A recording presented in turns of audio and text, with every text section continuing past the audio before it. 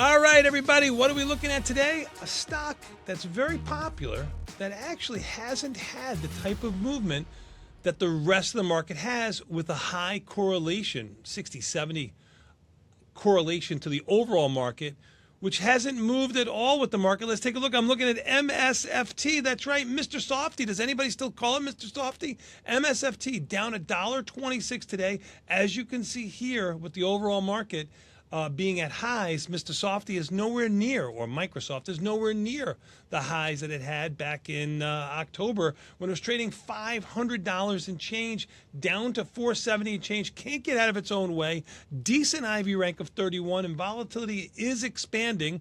It is expanding because it does have some earnings popping. Earnings are going to pop here in February 4th, almost a month away. So I'm going to stay in the February options here. I'm going to do a classic Jade Lizard. It's a delta long position.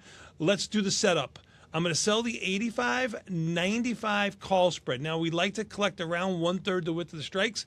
You'll see here markets are about 10 cents wide. I'm collecting over 1/3 the width of the strikes. As a standalone trade, if you were bearish, because this call spread has bearish delta, short delta, it has a 64% pop. You know, as a standalone trade, I like to look at something that has around a plus 60% pop. 65 to 70% is my kind of threshold, my win ratio that I like to have. This would be right in there. But I'm going to couple this short defined risk call spread, short delta, with something that brings in some long delta. You know, if I'm doing a naked short put, I like to go around the 30-ish delta. So the 45 or 50 put would work. I went to the 45 put. Why the 45 put and not the 50 put? Well, it just gives me a little bit less long delta, makes it a little bit more of a neutral trade. In Jade Lizards in the past that I've done, the delta's been around 20 to 25. Here I'm 17. I'm taking a little bit less delta, collecting a little bit less credit. I'm collecting over the width of the strikes here on the call side, which would be $10.